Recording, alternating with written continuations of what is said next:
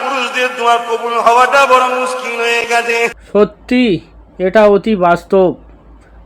আমাদের দোয়া আজ আর কবুল হয় না। আমরা যা পাপ করছি, যা খাদ্য খাচ্ছি, কিভাবে হবে আমাদের দোয়া কবুল?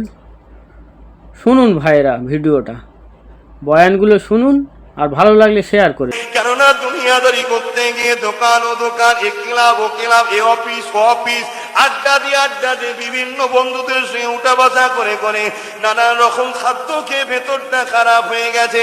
এ আমার আম্মা বোনেরা, তোমরা ঘরে থাকো, পর্দায় থাকো, তোমাদের দোয়াগুলো কবুল হতে লেগেছে। তাই পৃথিবীর শয়তানেরা, পৃথিবীর সন্ত্রাসেরা বড় জুলুম করছে যারা ইসলামের উপরে। তারা বড় দিক দিয়ে বুঝে নিয়েছে ইসলামের অনুসারী দিওয়াকে কোনোদিন লড়াই করে মিটিয়ে দেওয়া যাবে না। এদেরকে মিটাতে গেলে এদের উপরে যেন আল্লাহ পাকের অভিশাপটা আছে, লানতটা আছে, এদের ঈমানটাকে শেষ করে দিতে হবে। তাই বড় প্ল্যান করে আজ মা বোনগুলোকে বেপরদা করার বড় চক্রান্ত চালাতে লেগেছে। নানান দিক দিয়ে অভাবের কারণে হাজার নয় লক্ষ লক্ষ মুসলমান ঘরের মেয়েরা আজকে তারা নিজেদের ইজ্জত পর্যন্ত বিক্রি করে দিচ্ছে। আমার মা রে, আমার বোনের সবর করো, ধৈর্য ধরো। দুদিনের দুনিয়ার ময়া জালে পড়ে নিজের জিসিমটাকে জাহান্নামের আগুনে পোড়াও না। যদি কারো মনে হয় ও আব্বাস সিদ্দিকী তোমার কথা চলবে না, শরীর আমার, জিসিম আমার, যা খুশি করব, না না, এই দুনিয়ায় আমার বলে কিছু নয়। আব্বাস সিদ্দিকীর চোখ আব্বাস সিদ্দিকীর নয়, আল্লাহ ব্যবহার করতে দিয়েছে।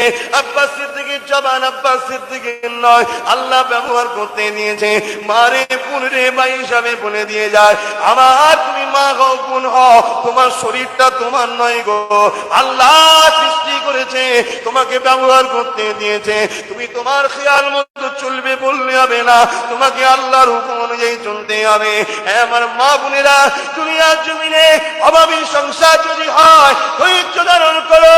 তাহাজ্জুদে নামাজ পড়ে আল্লাহর কাছে কাঁদো, ওগো আমার আল্লাহ, আমার বড় অভাবী সংসার, 3টে বাচ্চা, 2 বাচ্চা, খেতে পাচ্ছি না, বড় গরিবী সংসার। এইভাবে তাহাজ্জুদের নামাজ পড়ে তুমি কাঁদো, তুমি বিশ্বাস রেখে দাও এই বাচ্চার কথার উপরে। আমার আল্লাহ এত দয়ালু গো, নিরিবিলি নির্ঝুমে পৃথিবীর সবাই ঘুমিয়ে রয়েছে, তোমার আমার মালিক আল্লাহ কিন্তু ঘুমাই না মা। তোমার এই চোখের পানি তিনি ফিরিয়ে দিতে পারবে না গো। তোমার একটা নয়, হাজারটা হালাল রুজির দরজা খুলে দেবে।